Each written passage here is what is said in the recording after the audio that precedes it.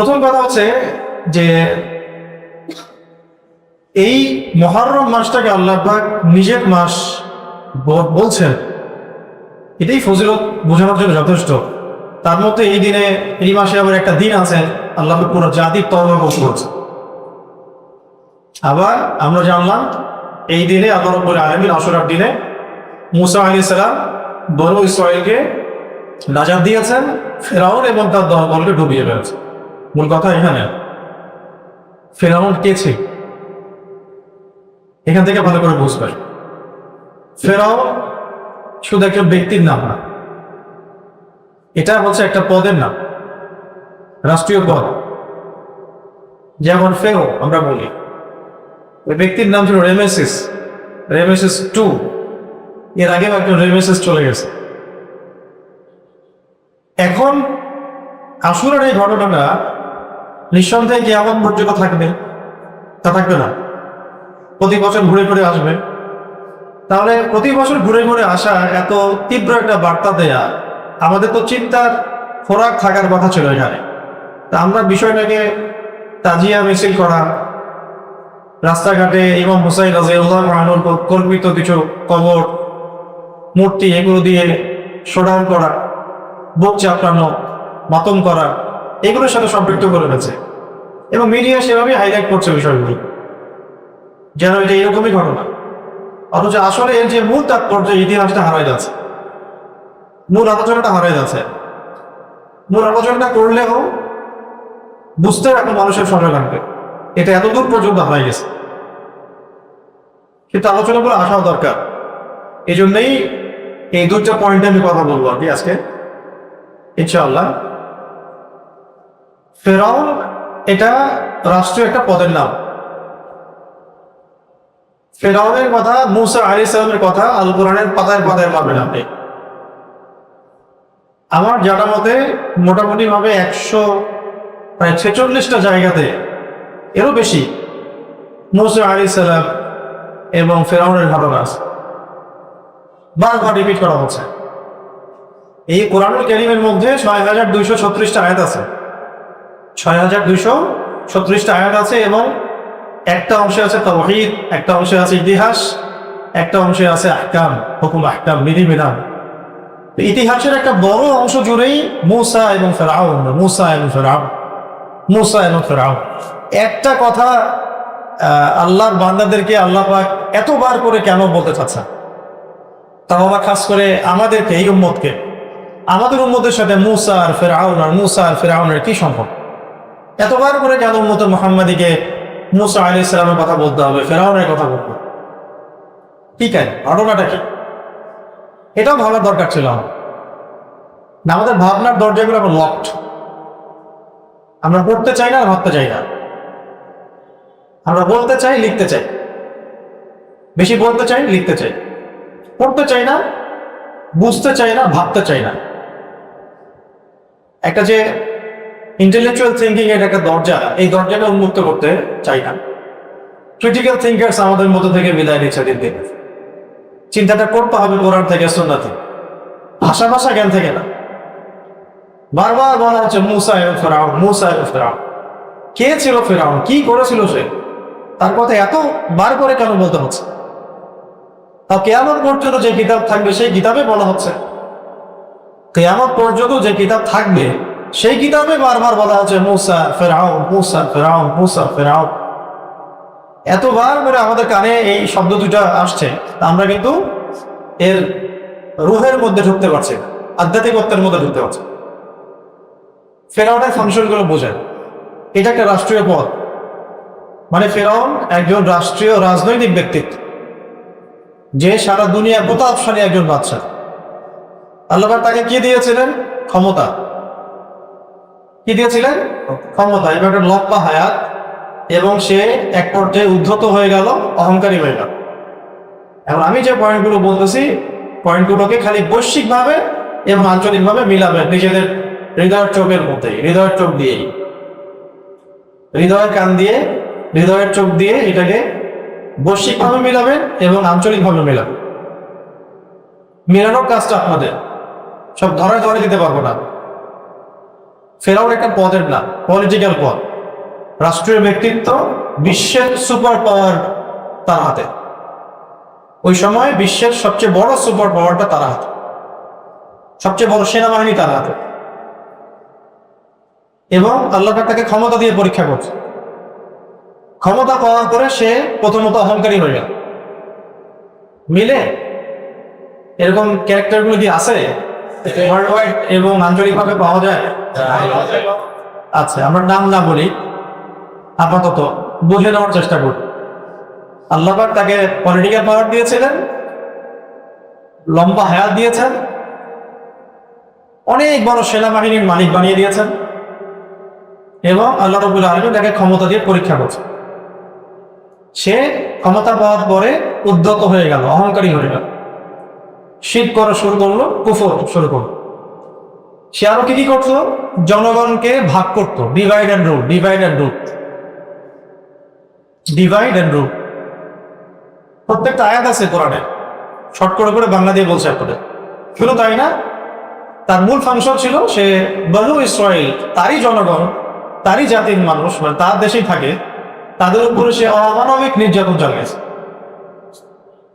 ক্ষমতা পাওয়া, ক্ষমতাধর হওয়া, উদ্ধত অহংকারী হয়ে যাওয়া, নিজের জনগণের উপরেই জুলুমের স্টিম রোলার চালানো, এগুলো কি বৈশ্বিকভাবে মিলাতে পারে?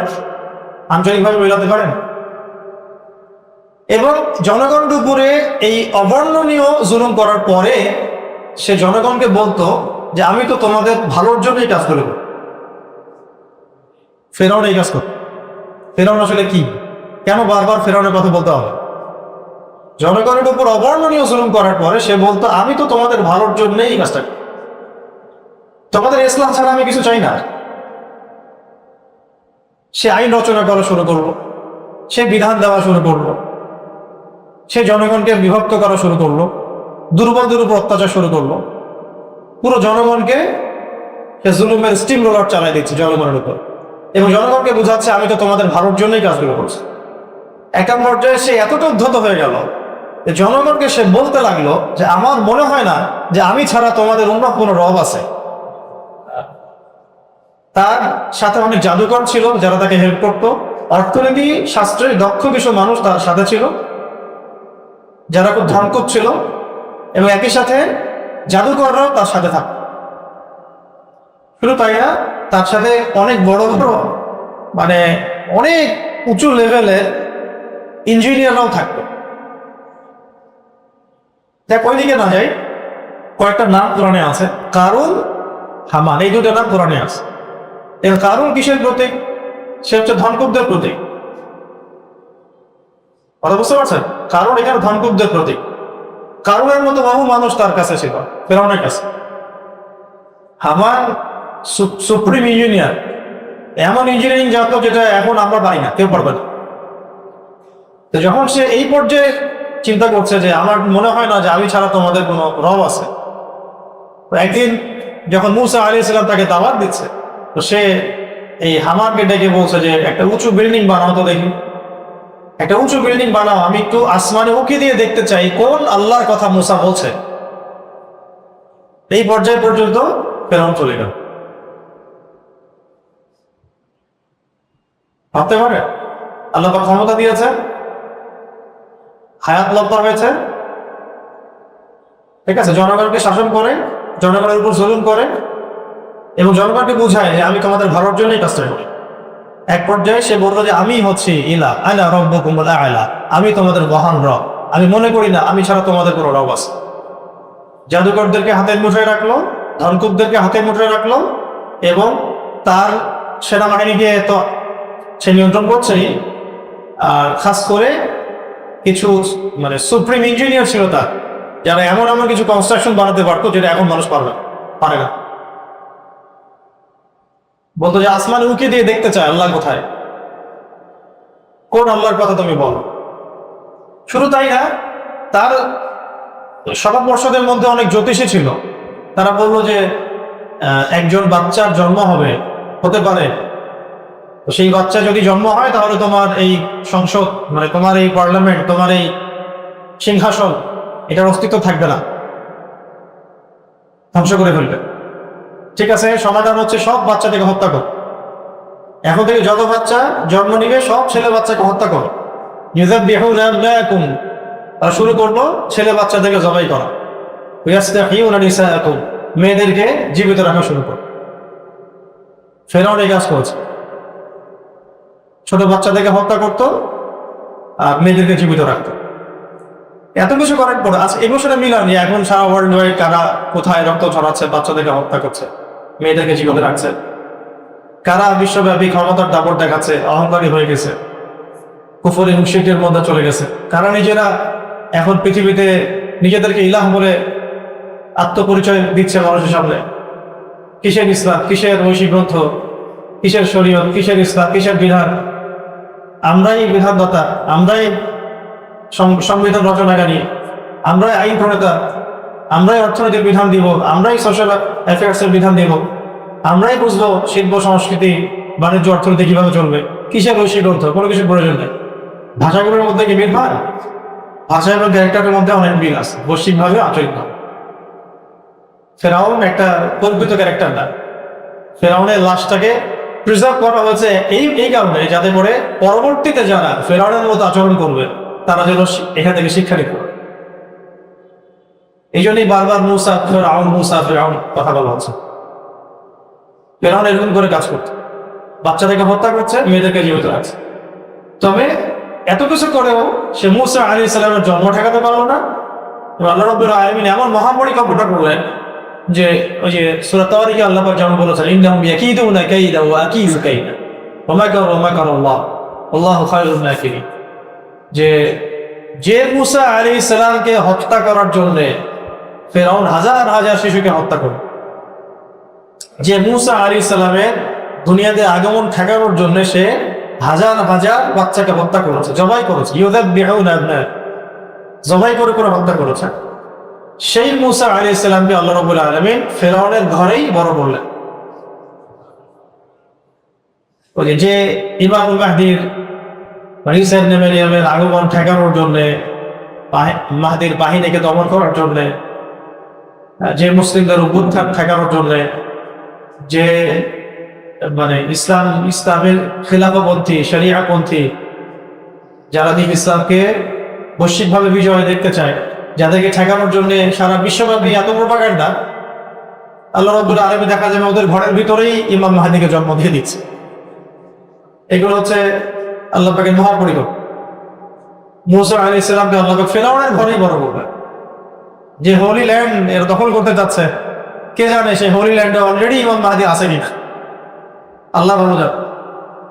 এমন হতে পারে সেই পবিত্র ভূমিতে আল্লাহ পাক আল মাহদিকে ঢুকাই দিবেন অচিরেই, তারা বুঝতেও পারবেন। আরো ব্যাপার আছে, ওদিকে পরে আসতেছি। এখন মুসা আলাইহিস সালামের জন্ম ঠেকাতে পারল না। মুসা আলাইহিস সালামকে আল্লাহ পাক ফেরাউনের ঘরে বড় করলেন। মুসা আলাইহিস সালাম যখন একটু যুবক হয়েছেন তখন দুজন ব্যক্তি মারামারি করছিল, তিনি দুর্বলকে সাহায্য করতে গিয়েছেন। সাহায্য করতে গিয়ে একটা ঘুষি নিয়েছেন, এক ঘুষিতেই ওই যে জুলুম করছিল সে মারা গেছে। এই ঘটনাটা মুসা আলাইহিস সালামের জীবনে একটা টার্নিং পয়েন্ট। এটা যখন হলো তখন মুসা আলাইহিস সালাম আর ওখানে থাকতে পারলেন না মিশরে, সেখান থেকে তাকে চলে যেতে হলো মাদিয়ান। সেখানে শুআইব আলাইহিস সালাম থাকতেন, দাওয়াতের কাজ করতেন। তার মেয়ের সাথে আল্লাহ পাক তার বিয়ের ব্যবস্থা করেছিলেন এবং সেখানে তিনি ওই যে ফার্মে কাজ করা শুরু করলেন শুআইব আলাইহিস সালাম 8 থেকে 10 বছর। এরপর আল্লাহ রাব্বুল আলামিন তাকে তুর পাহাড়ে নবুয়ত দিয়েছেন। তিনি দোয়া করেছেন, রব্বি ইশরাহ লি সাদরি ওয়া ইয়াসসির লি আমরি ওয়াহলুল উকদাতাম মিন লিসানি ইয়াফকাহু কওলি। ফেরাউন যখন এইরকম অত্যাচার করছিল তার কওমের মধ্যে, আল্লাহ রাব্বুল আলামিন এদিকে মুসা আলাইহিস সালামকে নবুয়ত দিয়েছেন। মুসা আলাইহিস সালাম ভয় পাচ্ছেন যে আমি যদি তাদের ওখানে দাওয়াত দিতে যাই আমাকে তো তারা মেরে ফেলবে। কেন মেরে ফেলবে? আমি তাদের একজন ব্যক্তিকে হত্যা করেছি, তারা তো আমাকে খুঁজছে। আল্লাহ রাব্বুল আলামিন বললেন, কখনো না, অসম্ভব, তোমাকে তারা মারতে পারবে না। তোমার সাথে হারুনকে আমি নবী বানাই দিলাম, তোমার ভাই হারুনকেও নবী বানাই দিলাম, আর তোমার লাঠি ছুঁড়ে মারো, সাপ হয়ে যাবে। লাঠি ছুঁড়ে মারলে সাপ হয়ে গেল, আর বগল থেকে হাত বের করলেই হাত দিয়ে উজ্জ্বল আলো বের হবে। এছাড়া আল্লাহ পাক বলেন আমি তোমাদের সাথে আছি, এরাও তোমাদের কোনো ক্ষতি করতে পারবে, যাও আমাদের কাছে বের হবে। এবার যখন মুসা আলাইহিস সালাম ফেরাউনকে দাওয়াত দিচ্ছেন, ফেরাউনের আচরণ হচ্ছে এরকম, কোন আল্লাহর কথা তুমি বলছো? আমি তো মনে করি না আমি ছাড়া তোমাদের কোন আল্লাহ বা ইলাহ আছে। ঠিক আছে, তুমি নিদর্শন দেখাও। তো মুসা আলাইহিস সালাম লাঠি ছুঁড়ে মারলেন, সাপ হয়ে, তো লাঠি ছুঁড়ে মারলো সাপ হয়ে গেল। এটা তো আমাদের জাদুঘররাও করতে পারে। কোথায়? একটা মাঠের মধ্যে সবাইকে জড়ো করো, একটা মাঠে সবাইকে জড়ো করা হলো, সব জাদুঘর, বড় বড় জাদুঘররা সেই মাঠে আসছে। তো তারা মুসা আলাইহিস সালামকে জিজ্ঞাসা করছে যে তুমি আগে ছুড়বা না আমরা আগে ছুড়বো? বাংলায় বলছে শর্ট করে, সব কোরআনে আছে। মুসা আলাইহিস সালাম বলছে তোমরা আগে ছুড়ো। তারা তাদের লাঠি ছুড়লো, তাদের লাঠিগুলো সাপের মতো নড়াচড়া শুরু করলো। এটা দেখে মুসা আলাইহিস সালামের হৃদয়ের মধ্যে একটু একটু মানে ভয় দেখে একটু ভয় কাজ করছে। আল্লাহ রাব্বুল আলামিন বললেন লা লা তাখাফ ইন্নাকা আনতাল আ'লা, তুমি ভয় করো না, তুমি বিজয়ী হবে, ইচ্ছা তোমার লাঠিটা এবার ছুঁড়ে মারো। এবার মুসা আলাইহিস সালামের লাঠি ছুঁড়ে মারার সাথে সাথেই বড় অজগর সাপ, বিশাল, বাকি জাদুঘরদের সব সাপ গিলে ফেলবে। এই দৃশ্যটা দেখার সাথে সাথে জাদুঘররা সেজদায় পড়ে গেল এবং ঈমান আনলো আল্লাহ পাকের। এবং যখন জাদুঘররা ঈমান আনলো, তখন ফেরাউন বলল যে বুঝতে পেরেছি, তার মানে মূসা হচ্ছে তোমাদের গুরু, মূসাই তোমাদেরকে জাদু শিখিয়েছে। আমি এই কথাটা দিয়ে ফেরাউনের মতো যে মানুষগুলো পৃথিবীতে আছে বিশ্বে এবং আঞ্চলিকভাবে, তাদের মেজাজটা আপনাদেরকে বোঝানোর চেষ্টা করতেছে। যতই নিদর্শন দেখাক তাদের হৃদয়ের অবস্থাটা এরকম থাকে। ও আচ্ছা, চোখের সামনে দেখছে তার জাদুঘররা পরাজিত হবে, ওই সময় তাদের চেয়ে বড় কোনো জাদুঘর নাই পৃথিবীতে, তাদের চেয়ে জাদুবিদ্যা কেউ বেশি জানে না। তারা কিন্তু লাঠি ছুঁড়ে মারছিল, সাপের মতো দৌড়াদৌড়ি শুরু করেছে। এটা থেকে মুসা আলাইহিস সালাম পর্যন্ত একটু ভয় পেয়ে গেল যে এটা কি জাদু। এবং এই সেহরটাকে কোরআনে বলা হয়েছে সেহরুন আযীম, মহান জাদু করছে তারা, বিশাল জাদু করছে। জাদুকররা বিশাল জাদু করছিল, বিশাল জাদু, সেহরুন আযীম। তো তখন আল্লাহ রাব্বুল আলামিন বললেন লা লা তাখাফ ইন্নাকা আনতাল আ'লা, মুসা তুমি ভয় পেও না, তুমি বিজয় লাভ করো, তোমার লাঠি ছুঁড়ে মার। বাস এবার তিনি যখন লাঠি ছুঁড়ে মারলেন, তার লাঠি যখন বড় সাপ হয়ে অন্য সাপদেরকে গিলে ফেললো, তখন জাদুকররা সেজদায় পড়ে গেল। জাদুকররা বুঝে ফেললো যে আমাদের চেয়ে বড় জাদুকর পৃথিবীতে কেউ নাই, তাহলে নিঃসন্দেহে এটা জাদু না, এটা আল্লাহ পাকের মুজিজা, আল্লাহ পাকের পক্ষ থেকে এটা নিশ্চয়ই একটা বিশাল নিদর্শন, আয়াত। এবার মুসা আলাইহিস সালামকে মেনে নেওয়ার কারণে জাদুকরদেরকে ফেরাউন মৃত্যুদণ্ড দিল। জাদুকরদের একদিকে পা একদিকের হাত কেটে ফেল। কিন্তু ওই সময় জাদুকররা যে ইমানের পরিচয় দিয়েছে, ওই ইমান আমরা দেখাতে পারি না। জাদুকররা বললো যে আমরা হক চিনে ফেলেছি, তোমার যা ইচ্ছা তুমি করতে পারো। আমরা মুসা এবং মুসার ভাই হারুন তার রবের প্রতি ইমান নিয়ে আসছে, আশা করা যায় তিনি আমাদের সমস্ত বিগত গুনাহগুলোকে মাফ করবে।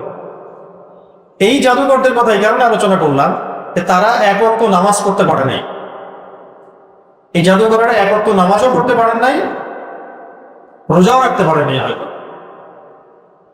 আমাদের মতো 20 বছর 30 বছর তার ইসলামিক লাইফ লিড করেন নাই। এক মুহূর্তের মধ্যে ইমান এনেছেন, শাস্তি ফেরাউন তাদেরকে দিয়েছে। এই ইমান আনার কারণেই এই একটা সেজদা করার মাধ্যমেই জান্নাতে চলে গেছে।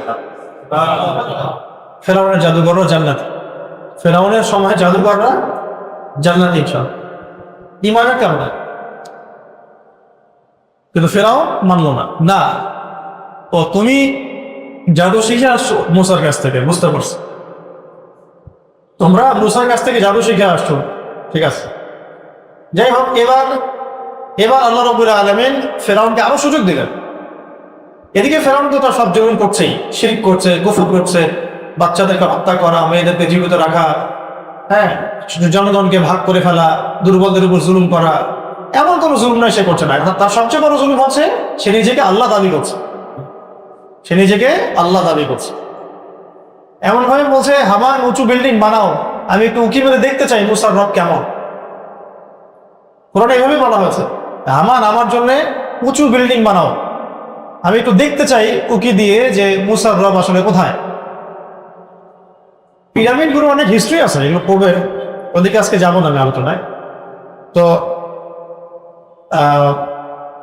এবার মূল শেষ জায়গাটা এখানে, এবার আল্লাহ রাব্বুল আলামিন তাকে আরো অনেক সুযোগ দিলেন, প্রায় একটা দুইটা না, 9টা নিদর্শন আল্লাহ তাকে দেখালেন। 9টা, একটা নিদর্শন দেখানো হয়, সে ভয় পায়, ফেরাউন ভয় পায় এবং তার অনুসারীরা ভয় পায়, এবং গিয়ে মুসা আলাইহিস সালামকে বলে যে এবারের মতো আমাদেরকে ছাড় দাও, তোমার আল্লাহকে বলে এই আযাবটা বা গজবটাকে সরায় দাও, আমরা ঈমান নিয়ে আসবো, অথবা তোমার এই যে বনু ইসরাইল তোমার জাতি এটাকে ছেড়ে দিব, চলে যাবে।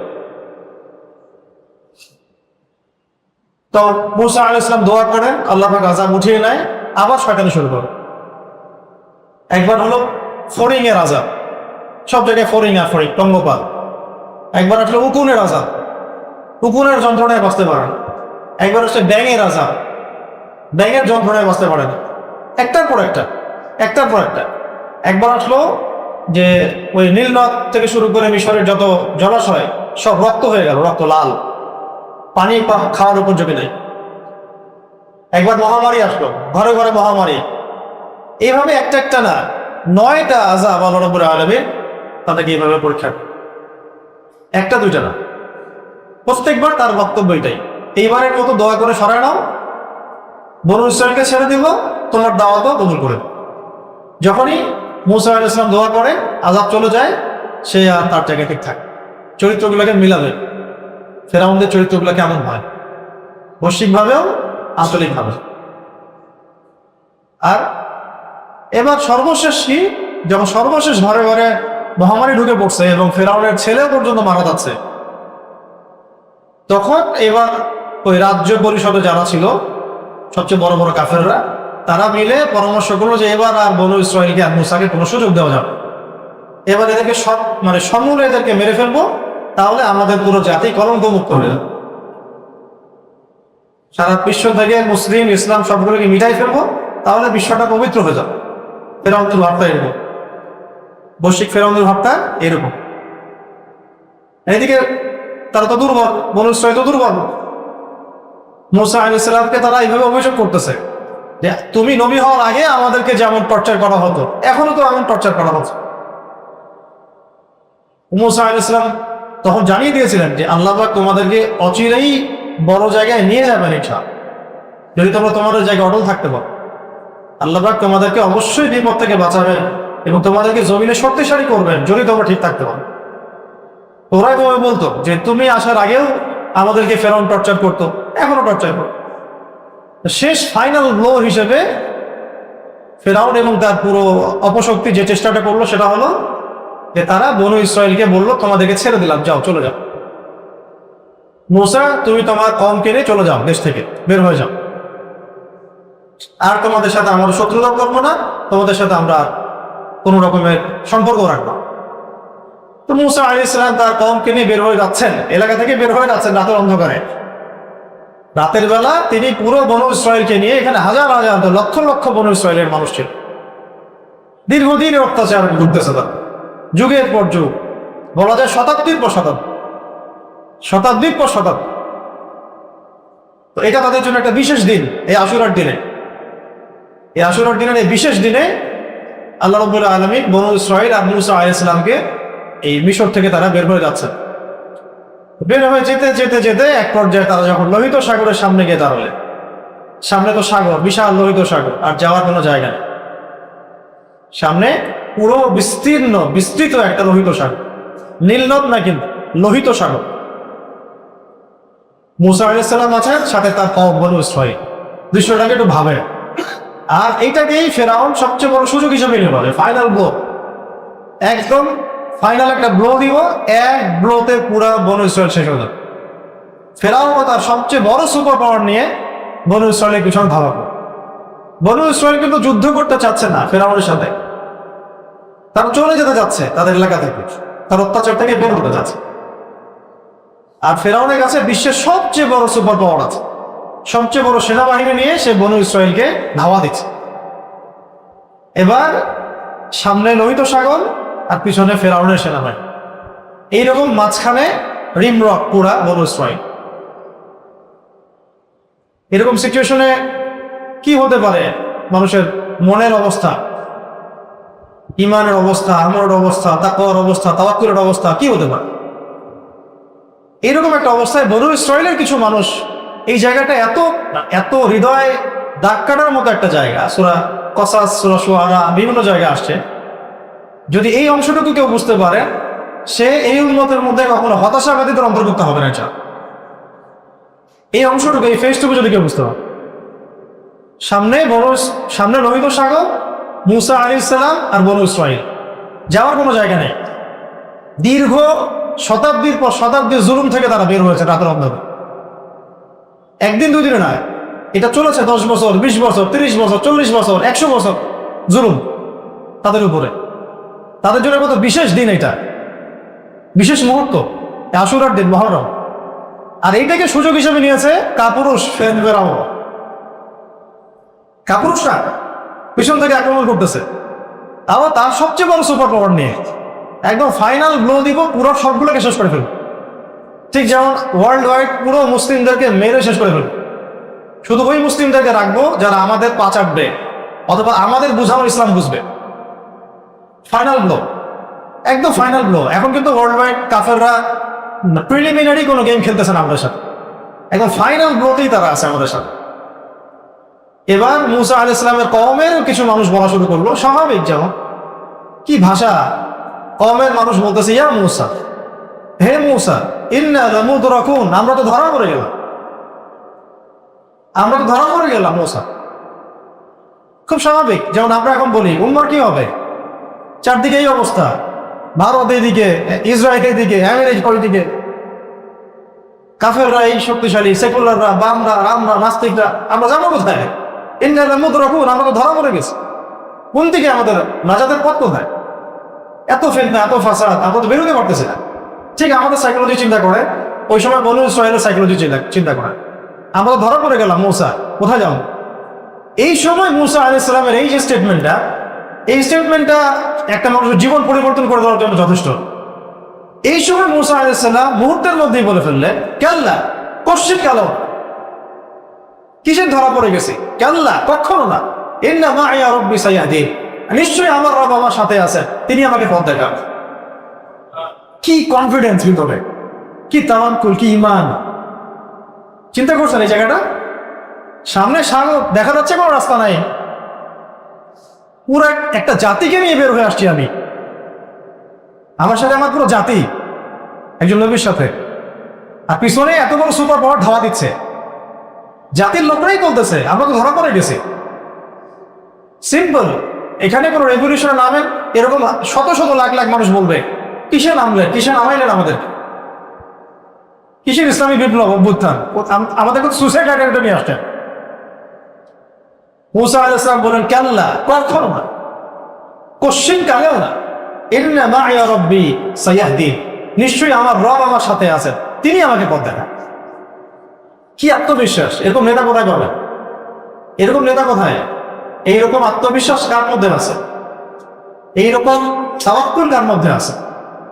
ওইরকম আল্লাহর বান্দাই বা কোথায়, যার সাথে আল্লাহ পাকের এমন সম্পর্ক আছে যে আল্লাহ পাকের উপরে এত বিশ্বাসের সাথে বলতে পারে আমার রব আমার সাথে আছেন, তিনি আমাকে পথ দেখাবেন ইনশাআল্লাহ। কিসের ফেরাউন আর কিসের লোহিত সাগর আর কিসের তোমার সুপার পাওয়ার, আমার রব আমার সাথে আছেন, তিনি আমাকে পথ দেখান। এই কথাটা বলার সাথে সাথে আল্লাহ রাব্বুল আলামিনের পক্ষ থেকে মুসা আলাইহিস সালামের এই পরীক্ষা চলে গেল। মুসা আলাইহিস সালামকে আল্লাহ পাক তাৎক্ষণিক বললেন, ব্যাস এবার তুমি তো পরীক্ষা পাশ করে গেছো মুসা, তুমি পরীক্ষা পাশ করে গেছো, তোমার লাঠি এবার ছুঁড়ে মারো। এবার এমন ঘটনা ঘটলো যেটা পুরা মহাবিশ্ব কখনো ঘটে নাই। মহাবিশ্ব কখন এমন করে ঘটনার সাক্ষী হয় নাই যেটা এখন হলো আশুরার দিনে। যখন মুসা আলাইহিস সালাম এমন তাওয়াক্কুল দেখালেন, আল্লাহ রাব্বুল আলামিন বললেন, তোমার লাঠি ছুঁড়ে মারো, তোমাকে আর কিছু করতে হবে না, লাঠিটা খালি ছুঁড়ে মারো। তিনি লাঠি ছুঁড়ে মারলেন, এই লোহিত সাগর থেকে 12টা রাস্তা বের হয়ে গেল, একটা দুইটা না, 12টা রাস্তা। আর এই 12টা রাস্তা দিয়ে বনু ইসরাইলের 12টা কওম পার হয়ে যাচ্ছে। এইরকম দৃশ্য এই মহাবিশ্বে কোথাও দেখা যায়। আর এটা কোনো কাল্পনিক পশ্চিমাদের হিস্ট্রি না। ওই ট্রয়ের হিস্ট্রি কাল্পনিক, তারপরে এই যে আরো কি কি হিস্ট্রি বানাইছে এরা, 313 ব্যাটেল বদর থেকে নিয়েছে মনে হয়, ওইখানে একটা হিস্ট্রি বানাইছে 313 নিয়ে পার্সিয়ান থেকে ঠেকাই দিয়েছে। হ্যাঁ, এরকম না, এরকম অনেক মানে অতিরঞ্জিত হিস্ট্রি এদের আছে। এটা হচ্ছে হিস্ট্রি যেটা পৃথিবীতে ঘটেছে। আশুরার দিনে এই ঘটনাটা ঘটেছে পৃথিবীতে, যে পুরো লোহিত সাগর বিভক্ত হয়ে 12টা রাস্তা আল্লাহ পাক তৈরি করে দিয়েছে। কিন্তু কোন সিচুয়েশনে এটা হয়েছে এটা তো আমরা বুঝি, কোন তাওয়াক্কুল দেখানোর পরে হয়েছে, কোন ঈমান, কোন আত্মবিশ্বাস, কোন ইখলাসের কারণ হচ্ছে। বাস এবার 12টা রাস্তা দিয়ে তারা পার হয়ে যাচ্ছে। 12টা তো আচ্ছা, এরকম কিন্তু শুধু মুসা আলাইহিস সালামের ক্ষেত্রে না। আমরা যদি দেখি আমাদের নবী সাল্লাল্লাহু আলাইহি ওয়াসাল্লামকে যখন ওই গারের সাওরের মধ্যে হিজরত করছেন, তিনি যখন গারের সাওরে যখন আত্মগোপন করলেন, ওই উপরে তারা হাঁটতেছে, সিরাতের পাতায় আসছে পায়ের খসখস আওয়াজ শোনা যাচ্ছে উপরে। আবু বকর রাদিয়াল্লাহু আনহু বলছিলেন যে ইয়া রাসূলুল্লাহ সাল্লাল্লাহু আলাইহি ওয়াসাল্লাম, নিচে তাকালেই আমাদেরকে দেখে ফেলবে। দেখে করেন নাই, নিচে তাকালেই আমাদেরকে দেখে ফেলবে। গারের সাওরে আর তো কেউ নেই সেখানে, ওরা প্রায় পৌঁছেই গেছে। 100 উট পাবে যদি মুহাম্মদ সাল্লাল্লাহু আলাইহি ওয়াসাল্লামকে জীবিত বা মৃত নিয়ে যেতে পারে। ওই সময় নবী সাল্লাল্লাহু আলাইহি ওয়াসাল্লাম কি বলেছিলেন? লা তাহজান ইন্নাল্লাহা মা'না। কি রকম মানে আসলে ভাষায় ব্যক্ত করতে পারবো না, কিরকম আত্মবিশ্বাস, কিরকম তাওয়াক্কুল আল্লাহ পাকের প্রতি। কেমন মানুষ ছিলেন তারা আসলে, তারা আসলে কেমন মানুষ ছিলেন। উপরে দুশমন হাঁটতেছে, পা দেখা যাচ্ছে, নিচে তাকালেই দেখে ফেলবে যে আবু বকর রাদিয়াল্লাহু আনহু আছেন এবং নবী সাল্লাল্লাহু আলাইহি ওয়াসাল্লাম। এইরকম একটা সিচুয়েশনে তিনি বলছেন লা তাহজান, লা তাহজান, টেনশন করো, দুশ্চিন্তা করো, ইন্নাল্লাহা মা'ানা, আল্লাহ আমাদের সাথে আছে। ঠিক নমরুদ ফেলে দিল না ইয়াকে, ওই ইব্রাহিম আলাইহিস সালামকে আগুনে। ইব্রাহিম আলাইহিস সালাম কি বললেন? ইন্নী যাহিবুন ইলা রাব্বি সায়াহদিন, আমি চললাম আমার রবের পথে, তিনি আমাকে পথ দেন। আগুনে পড়া অবস্থাতেও জিবরাইল আলাইহিস সালাম বলছিলেন যে তোমার কোনো প্রয়োজন আছে নাকি আমার কাছে? না, হাসবি আল্লাহ ওয়া নি'মাল ওয়াকিল, আল্লাহ আমার জন্য যথেষ্ট, তিনি একাই উত্তম কর্মবিধায়ক। হাসবি আল্লাহ ওয়া নি'মাল ওয়াকিল।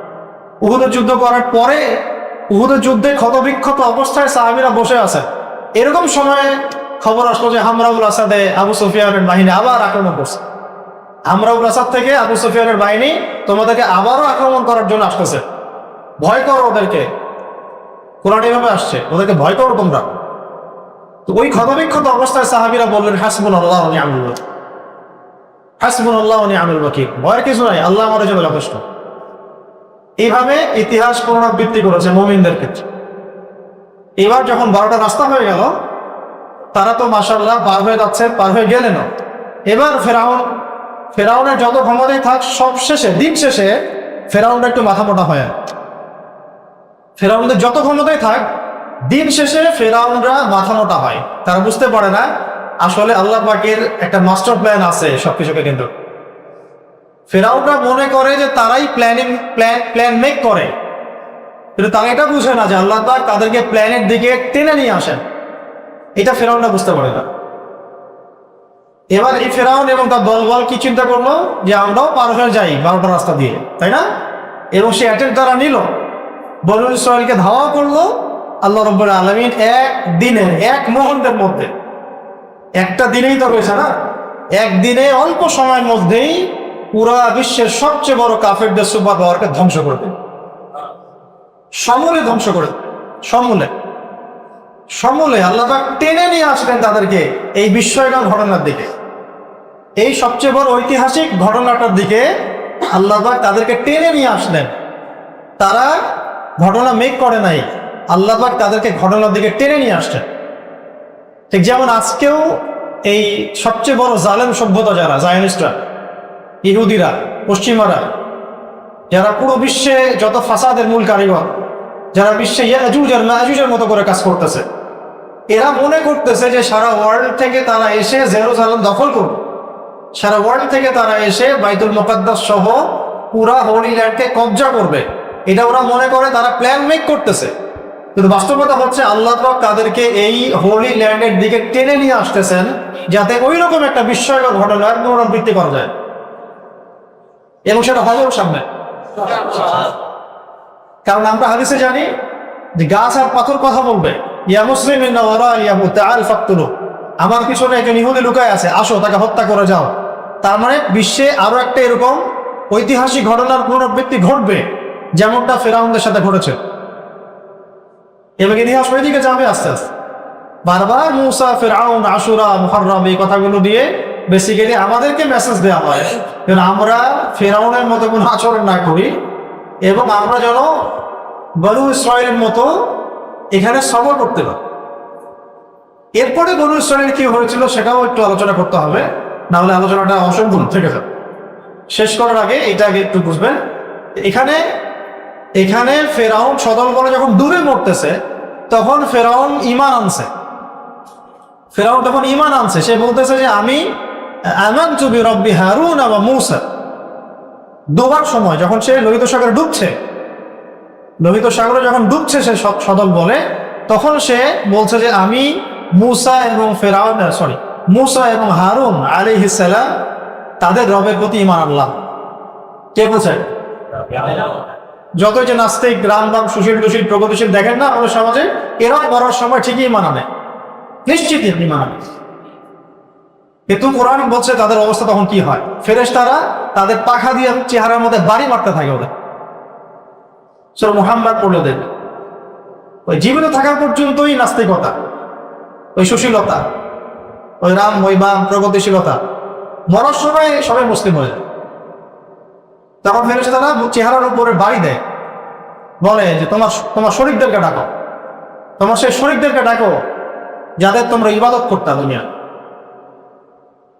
আমরা যা দেখি না, ইনভিজিবল ওয়ার্ল্ডটা অনেক ডেঞ্জারাস, যেটা আমরা বুঝি না, দেখতে পারি না। এই নাস্তিকতা, যে সেকুলারিজম, ডেমোক্রেটিক ডেমোক্রেটিক থটস, যত কিছু আছে এগুলোকে আপনি সমুদ্রের উত্তাল ঝড়ে ছেড়ে দেন, সব আস্তিক হয়ে যাবে। আসমানে বিমান কারবার শুরু করলে সব আস্তিক হয়ে যায়, কেউ নাস্তিক থাকে না। তো ফেরাউন দুবার সময় বলতেছে আমি মূসা এবং হারুনের রবের প্রতি ঈমান আনলাম। আল্লাহ পাক তখন বলছেন আল্লাহ এখন এত বছর তোমাকে সময় দিলাম, ফাসাদ সৃষ্টি করলাম, সারা দুনিয়ার মধ্যে বিশৃঙ্খলা সৃষ্টি করলাম, কত জুলুম করলাম, নিজেকে আল্লাহ দাবি করল, নিজেকে সে আল্লাহর জন্য দাবি করল। আল্লাহ এখন ওয়াকাদ আসাইতা মিন ক্বাবল, সূরা ইউনূসের মধ্যে আল্লাহ বলেছেন আল্লাহ এখন ঈমান আনলা তুমি, ওয়াকাদ আসাইতা মিন ক্বাবল, এর পূর্বে ইতিপূর্বে তুমি শুধু সীমা লঙ্ঘন করছো, তবে তোমাকে কেন্দ্র করে আমি একটা কাজ করবো, আল্লাহ পাক সেটা বলেছে। আল ইয়াউমা নুনাজ্জিকা বিবাদানিক, আজকে তোমাকে তো ক্ষমা করা হবে না, মাফ তো করা হবেই না, আর তওবা তো কবুল করা হবেই না, কিন্তু তোমার এই বডিটাকে আমি প্রিজার্ভ করব, তোমার এই বাদান, তোমার এই দেহটাকে আমি সংরক্ষণ করব। কেন সংরক্ষণ করবেন আল্লাহ পাক? এমনি এমনি জাদু করে রাখার জন্য? লিতাকুনা লিমান খালফাকা আয়া, আল ইয়াউমা নুনাজ্জিকা বিবাদানিক লিতাকুনা লিমান খালফাকা আয়া। এটা হচ্ছে পুরো হিস্ট্রির মূল কথা, যে আজকে আমি তোমার দেহটাকে প্রিজার্ভ করব এই কারণে যাতে তোমার পরবর্তীতে যারাই তোমার মতো আচরণ করবে তাদের সবার জন্য তুমি ডিস্টার্ব করবে না। তাহলে ফেরাউনের ক্যারেক্টারটা কি শুধু গল্পের জন্য আনা হয়েছে? প্রত্যেক পলিটিশিয়ানকে শিখানোর জন্য আনা হয়েছে তুমি ফেরাউন হয়েও না। যাকে আল্লাহ ক্ষমতা দিবেন তাকে শেখানোর জন্য আনা হয়েছে যে ফেরাউন হয়েও না।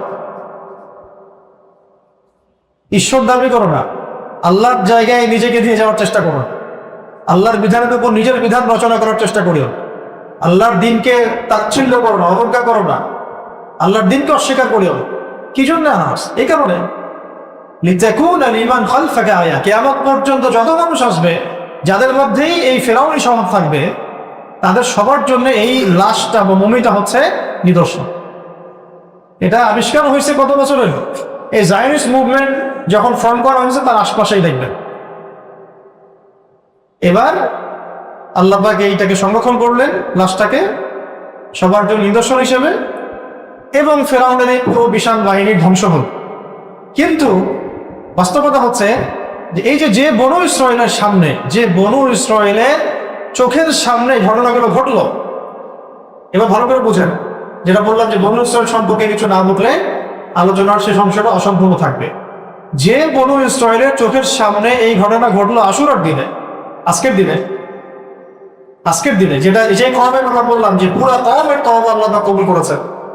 ইহুদিদের কথা বলা হলো না, ইহুদিরা বললো না এই দিন মুসা এবং বনু ইসরায়েলকে আল্লাহ পাক নাজাত দিয়েছেন, ফেরাউন এবং তার দলবলকে ডোবায় মেরেছেন। এই যে মিলে গেল ডটসগুলা। তো বনু ইসরায়েলের সামনে এই ঘটনা ঘটলো, এই ঘটনা ঘটা 40 দিনের মধ্যে ওই বনু ইসরায়েল আবার বাছুর পূজা শুরু করল। এটা হচ্ছে আমাদের মতো চরিত্র। আমরাও চাই উম্মতে মুহাম্মাদের উপর এত এত নিয়ামত আল্লাহ পাক দিয়েছে, এত এত নিয়ামত, নিয়ামতের পর নিয়ামত, সুযোগের পর সুযোগ, তারপর আমাদের আচরণ বনু ইসরায়েলের মতো। আমরাও শিরকে লিপ্ত হয়ে গেছে, কুফরিতে লিপ্ত হয়ে গেছে। ইউসবিহু রাজুলু মুমিনান ওয়া ইউমসি কাফিরান, সকালে মানুষ মুমিন থাকছে, সন্ধ্যা হইতে হইলে কাফের হয়ে যাচ্ছে। ইউমসি মুমিনান ওয়া ইউসবিহু কাফিরান, সন্ধ্যা করতেছে মুমিন অবস্থায়, সকালে করছে কাফের অবস্থায়। ইয়াবিউ রাজুলু দীনাহু লিআরাদিদ দুনিয়া, দুনিয়ার জন্য মানুষ দিনকে বিক্রি করে দিচ্ছে। ওই বনু ইসরায়েলের চরিত্র আমাদের মধ্যে ঢুকে গেছে। শিক্ষা নেই আমরা। ফেরাউনের কবল থেকে বাঁচার মতো এত মহাঐতিহাসিক ঘটনা কথা চোখের সামনে ঘটলো, 40 দিন যেতে না যেতেই তারা আবার বাছুর পূজা শুরু তাই না, বনু ইসরায়েলের মধ্যে মানুষ বলা শুরু করলো, মূসা তোমার আল্লাহকে একটু দেখতে চাই। কাদের সামনে? এই বনু ইসরায়েলদের সামনেই ফেরাউনকে ডুবিয়ে মারলেন আল্লাহ রাব্বুল আলামিন।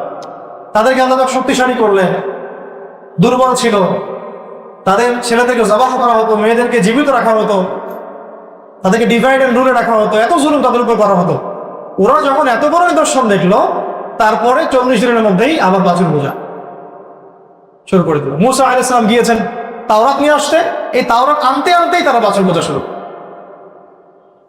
সামেরি নামে একজন ব্যক্তি ছিল, সামেরি, এই ব্যক্তি সোনা দিয়ে বাছুর নির্মাণ করছে, মানুষ পূজা শুরু করল। এই বনু ইসরাইল বলা শুরু করলো, মূসা তোমার আল্লাহকে দেখতে চাই। কেমন আল্লাহ তোমার দেখতে চাই? শুধু তাই না, এই বনু ইসরাইলকে আল্লাহ রাব্বুল আলামিন বললেন তোমরা বাইতুল মুকাদ্দাসে যাবে, তোমাদের কাজ হচ্ছে ফেরাউনের কবল থেকে তো উদ্ধার করেছি তোমাদেরকে আমি, এখন তোমরা বাইতুল মুকাদ্দাসে যাও, ওখানে আমালেকা নামে একটা সম্প্রদায় আছে, ওদের সাথে যুদ্ধ করতে হবে তোমাদেরকে, মানে তোমাদেরকে জিহাদ ফি সাবিলিল্লাহ যেতে হবে, তোমাদেরকে এখন আল্লাহর জন্য জিহাদ করতে হবে, তাহলে বাইতুল মুকাদ্দাস তোমাদেরকে আমি দিব। ঠিক আছে? এবার এই বনু ইসরাইল, বনু ইসরাইলের জন্য আল্লাহ পাক এত কিছু করলেন, সেই বনু ইসরাইল বলছে ইয়া মূসা, হে মূসা শোনো, এর ভালো করে শুনেন। বনু ইসরাইল বলছে ইযহাব আনতা ওয়া রাব্বুকা ফাকাতিলা, তুমি আর তোমার রব যাও, মূসা গিয়ে যুদ্ধ করো। মানে ফেরাউনের যে চরিত্রটা ছিল, এটা আস্তে আস্তে কনভার্ট হতে শুরু করলো বনু ইসরাইলের উপরে। মানে ফেরাউনের যে চরিত্র, ফিলোসফিটা ছিল, স্বভাবটা ছিল, জুলুমগুলো ছিল, খাসওয়াত ফিতরা, এইটা আবার বনু ইসরাইলের উপরে ফিট হওয়া শুরু হলো। ইযহাব আনতা ওয়া রাব্বুকা ফাকাতিলা, তুমি যাও তোমার রব গিয়ে যুদ্ধ করো। ওয়া ইন্না হাউনা কাঈদুন, এটা বলে ক্ষান্ত হয়নি, আরো বলছে আমরা এখানেই বসে থাকবো। ইন্না হাউনা কাঈদুন, আমরা এখানে বসে আছি। ইযহাব আনতা ওয়া রাব্বুকা ফাকাতিলা, মূসা তুমি যাও আর তোমার রব গিয়ে যুদ্ধ করো। ওখানে যে যুদ্ধ করবো বাইতুল মুকাদ্দাসে, আমালেকা সম্প্রদায় আছে, বিশাল শক্তির অধিকার, আমরা কি পারবো ওর সাথে? তুমি যাও আর তোমার রব গিয়ে যুদ্ধ। ঠিক আমাদের উম্মার যে আচরণ এখন, সবাই দিনের বিজয় চান, দিনের জন্য অনেক বড় বড় কথা বলেন, অনেক আবেগ দেখা, কাজের কাজ কিছুই করেন না আপনার। ঠিক আছে, আমি ডাইরেক্ট কথা বলি, কাজের কাজ তাই আপনাদের। পড়াশোনা করতে চান না, ওলামায়ে কেরামের সহবত তো নাই, আলেম তো মানেনও না কাউকে, কাকে যে মানেন আল্লাহ ভালো জানে, কাকে যে আলেম মনে করেন আপনারা সেটাও তো জানি না। সবচেয়ে বড় পণ্ডিত ব্যক্তি আপনাদের কাছে কিছুই না, কারণ আপনাদের সাথে তারা তো ফেসবুকে পারে না, আপনাদের অনেক জ্ঞান। কাজের কাজ কোনো কাজ নাই, পড়াশোনা নাই, কোনো জামা নাই, কোনো ইমারও নাই, কোনো আনুগত্য নাই, কোনো নেতা মানে নাই, কোনো সাংগঠনিক তৎপরতা নাই, কিছুই নাই, ঘরে শুয়ে শুয়ে ব্যাস, ভাই তোমরা যাও গিয়ে দিন কায়েম করো, আমরা আছি এখানে বসে। আপনারা ওই বনি ইসরাইলের মধ্যেই কাজ করেন, ওকে মানতেও পারেন না আসমতুল। আর হ্যাঁ, এটাও সত্য যে মুসার মতো কোনো নেতাও আপনাদের নাই। আল্লামা ইকবাল রহমতুল্লাহ আলাইহি অনেক আগেই বলছেন, এই কথা বহু আগেই বলছেন যে তুমে হুরো তো কোই চাহানে ওয়ালা হি নেই। হুর তো আছে, আল্লাহ পাক রেখেছেন তোমাদের জন্য, কিন্তু তোমরা যে শাহাদাতের মধ্য দিয়ে পাবা হুরকে চাহনে ওয়ালাই তো তোমাদের মধ্যে নাই। জলওয়ায় তুর তো মজুদ হ্যাঁ, মুসা হি নেই। তুর পাহাড় মজুদ আছে, মুসাই নাই। প্রত্যেকটা কথা তিনি বলেছেন। জবাবে শিকওয়ার পড়বো, জবাবে শিকওয়া, ওর একটা বিখ্যাত কবিতা আছে জবাবে শিকওয়া, এর মধ্যে বিস্তারিত লিখছেন। তো এই বনু ইসরাইলের আচরণ আমরা করা শুরু করবো। যাও তুমি যাও, তোমার রবকে যুদ্ধ করো কি। এই উম্মতের পরাজয় শুরু হয়েছে ওই দিন থেকে, যেদিন থেকে উম্মত জিহাদ ছেড়ে দিয়েছে। ডানে বামে বহুত কথা আপনাকে মানুষ বোঝাইতে পারে, বলতে পারে, এর চেয়ে অকাট্য সত্য কোনো কথা নাই। এই উম্মতে মুহাম্মাদীর পরাজয় সব দিক থেকে ঈমান, আমল, আখলাক, চিন্তা, চেতনা, ব্যক্তিত্ব, চরিত্র, রাজনৈতিক শক্তি, সামাজিক শক্তি, অর্থনৈতিক শক্তি, সব দিক থেকে যে পরাজয়গুলা, এগুলোর অন্যতম শ্রেষ্ঠ কারণ হলো জিহাদ ছেড়ে দাও। ঠিক বই আমাদের সম্প্রদায়ের ঘরে যেমন তারা যায় নাই, ব্যাস তাদের তো আচ্ছা, তারা যখন যায় নাই, আল্লাহ রাব্বুল আলামিন তখন একটা মারাত্মক শাস্তি দিয়েছেন আমারে। আল্লাহ রাব্বুল আলামিন তখন 40 বছর তাদেরকে তিহ নামক উপত্যকায় এরকম করে ঘুরপাক খাওয়াইছে। আচ্ছা ঠিক আছে, যুদ্ধ করবি না, আল্লাহ রাস্তায় জীবন দিবি না, জিহাদ করবি না, ঠিক আছে, এবার সকালবেলা উঠে এরা হাঁটা শুরু করে। হাঁটতে আবার রাত্রেবেলা গিয়ে দেখে প্রথম জায়গাতে এসে উপস্থিত হচ্ছে উন্মুক্ত একটা কারাগারের মধ্যে। আল্লাহ পাক রেখে দিয়েছে কারাগার। সুবহানাল্লাহ বলতেছেন না, আমাদের অবস্থা, সুবহান তো বলতেছেন না বুঝে, আমাদের অবস্থাটাও এখন এরকমই। আমরা যারা আছি এই বাঙালি মুসলিম জাতির কথাই যদি বলেন, এতটুকুই থাকি, ডানে বামে না গেলাম, আমরা ওই 40 বছর না আরো বহু বছর থেকে ওই ঘুরপাক খাচ্ছি একই জায়গার মধ্যেই।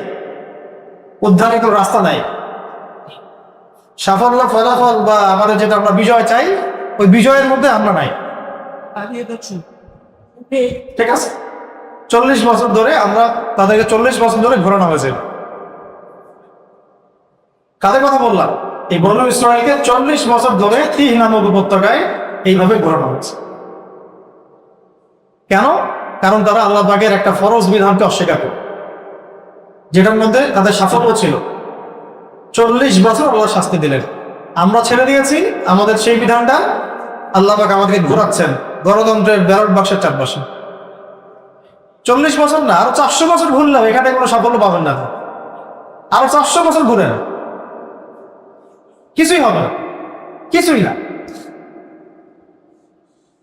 অন্তত যারা আল্লাহর পথে যুদ্ধ করে, ইউকাতিলুনা ফি সাবিলিল্লাহ ফায়াকতুলুনা ওয়া ইউকতালুন, আল্লাহর পথে যারা যুদ্ধ করে তারা মারে এবং মরে। আল্লাহ বিরোধী তাগুতের যত রাস্তা আছে, এখানে মারবেন না, খালি মরবেন। এটাই হলো সমান আপনাদের জন্য। এইভাবে বনু ইসরাইলকে আল্লাহ পাক শাস্তি দিলেন। তারপরে বনু ইসরাইলের হোশ ঠিকানামে আসলো। বনু ইসরাইল বুঝলো যে এটা কাজটা ভুল হয়েছে।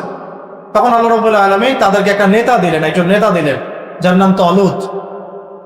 এবং তালুতের সেনাবাহিনী ছোট, এত হিউজ বঙ্গবলের মতো বনু ইসরাইল ছিল না। তার সেনাবাহিনীর মধ্যে টিকে ছিল মাত্র 313 জন। এই 313 জনের মধ্যে একজন ছিল দাউদ আলাইহিস সালাম। তারা গিয়ে বাইতুল মুকাদ্দাসে যুদ্ধ করলেন, আল্লাহ পাকের সেই ফরজ বিধান বাস্তবায়ন করলেন, আল্লাহ পাক বিজয় দান করলেন। ওটাই শিক্ষা যে এই উম্মতেও সেরকম কিছু কোর মানুষ বের হবে। এটা হিস্ট্রি রিপিট হবে, যেহেতু আবার হিস্ট্রি অবশ্যই রিপিট হবে, এটাই নিয়ম। তাই এই উম্মতের মধ্যেই আবার কিছু কোর মানুষ বের হবে, যাদের নেতা থাকবে একজন তালুতের মতো। দেখা যাবে তাদের মধ্যে এমন ইমানদার কিছু মানুষ থাকবে যাদের সংখ্যা কম হলেও আল্লাহ পাক তাদের হাতে আবার এই বিজয়গুলো দিবে বাইতুল মুকাদ্দাস। তারপরে কিন্তু পুরো বনু ইসরাইলের অবস্থা চেঞ্জ হয় না। এরপর দাউদ আলাইহিস সালামের শাসন আসলো, 40 বছরের শাসন। সুলাইমান আলাইহিস সালামের রাজত্ব আসলো। বনু ইসরাইল আস্তে আস্তে সমৃদ্ধ হতে লাগলো, একদম উন্নতি সর্বশিখরে। এরপরে গিয়ে তারা আবার খারাপ হওয়া শুরু করলো, শিরক ঢুকে গেল, সুদ খাওয়া শুরু করলো, তারা জিনা করা শুরু করলো, মতমত করা শুরু করলো। এভাবে আস্তে আস্তে তারা আবার ধ্বংস হলো। আবার ওই নেবুজাত নেজারের হাতে একবার মার খেলো, রোমান সম্রাট টাইটাসের হাতে মার খেলো। এরকম করতে করতে তারা আবার আস্তে আস্তে অভিশপ্ত হওয়া শুরু। শেষে মাকদুব হলো, মাকদুব অভিশপ্ত, ইহুদি জাতি হয়ে গেল শেষে কি অভিশপ্ত। তাদের সাথেই আমাদের দফায় দফায় কত যুদ্ধ হলো এবং এখনো হচ্ছে এবং শেষ জামানাতেও হবে। তাদের মধ্যে থেকেই একজন বের হয়ে বলবে আমি তোমাদের রব, ওদের মধ্যে থেকে একজন বের হয়ে বলবে যে আমি মাসিহ তোমাদের রব। আর দুনিয়ার বহু মানুষ, অগণিত মানুষ তাকে রব হিসেবে স্বীকার করবে, যেটাই যে ক্যারেক্টার নাম দাজ্জাল, যার সাথে মুসলিমদের যুদ্ধ হবে। মুমিনদের, খাঁটি মুমিনদের, প্রোটেস্ট্যান্ট মুসলিমদের কথা বলছে না, কাফেরদের দাস মুসলিমদের কথা বলছে না। এভাবেই হিস্ট্রি আবার রিপিট হবে। ঠিক যেভাবে তারা ওই তাদেরকে আল্লাহ সদর বলে যেমন লোহিত সাগরে ডুবিয়ে মেরেছিলেন, ওই রকম করে আল্লাহ রাব্বুল আলামিন আবার সব জালেমদেরকে মধ্যপ্রাচ্যে টেনে নিয়ে আসছেন। হোলি ল্যান্ডের মধ্যে জালেমদেরকে আল্লাহ টেনে নিয়ে আসছেন। এখানে সব জালেমের কবরস্থান হবে। তবে তার আগে জালেমদের যে সবচেয়ে বড় লিডার মাসিহুদ দাজ্জাল, সে নিজে এবং তার অনুসারীদেরকে নিয়ে 40 দিন এই বিশ্বটাকে শাসন করবে এবং তার শাসন থেকে বিশ্বের কোনো অঞ্চল বাকি থাকবে না। আপনাদের ঢাকা শহরও না, কোন অঞ্চলই বাকি থাকবে না।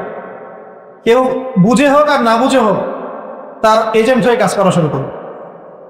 যেমন এখন বহু মানুষ কাজ করতেছে, তাদের এজেন্টটা বাস্তবায়ন করছে, হয়তো সে নিজে জানেও না যে সে তাদের একজন হয়ে গেছে, কিন্তু সেই এজেন্টটা তারা বাস্তবায়ন করছে। বিশ্বের সামনে এইরকম হিস্ট্রিগুলো আবার রিপিট হবে। আমরা যতই সুশীল টক করি না কেন, আগামী বিশ্বের এই অনিবার্য কনফ্লিক্টগুলো আমরা এড়াতে পারব না। আমরা এড়াতে চাইলেও আমাদের উপর চাপিয়ে দেওয়া হবে।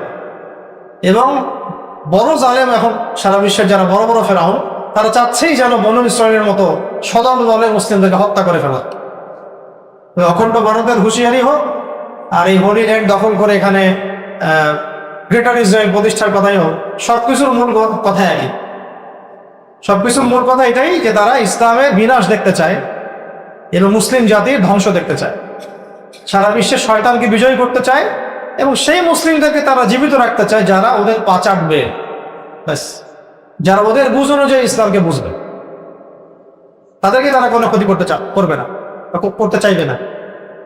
এভাবেই তারা পুরো বিশ্বব্যাপী শয়তানের রাজত্ব কায়েম করতে চায়। কিন্তু আল্লাহ পাকের মহাপরিকল্পনা এখানে ডিফারেন্ট। আল্লাহ রাব্বুল আলামিন পুরো শয়তানদেরকে আবার একসাথে টেনে নিয়ে আসতেছেন, যাতে ওয়ান ব্লোতে, একটা ফাইনাল ব্লোতেই আল্লাহ পাক সবাইকে একসাথে ধ্বংস করে দেন। এবং পৃথিবীতে 40 বছরের জন্য আল্লাহ রাব্বুল আলামিন আরো একবার ওই দাউদ আলাইহিস সালামের মতো, সুলাইমান আলাইহিস সালামের মতো, ওমর রাদিয়াল্লাহু আনহু সময়ের মতো ওই রকম ইসলামী খেলাফা আল্লাহ রাব্বুল আলামিন আবারও বাস্তবায়ন করাবে। এটা হলো ওয়ার্ল্ডের ফিউচার, যেটার সাথে মহররম মাস, আশুরার দিন, এই যে আমাদের সওম এবং যে ঘটনাকে বেস করে আমরা সওম রাখি, এগুলোর একটা নিমূল আধ্যাত্মিক যোগসূত্র আছে। এটা বোঝার জন্য আমাদের সবার ইন্টেলেকচুয়াল চিন্তার লেভেলগুলোকে উন্মুক্ত করতে হবে এবং অতীত, বর্তমান, ভবিষ্যৎ 3টা ফেজই পড়াশোনা করতে হবে।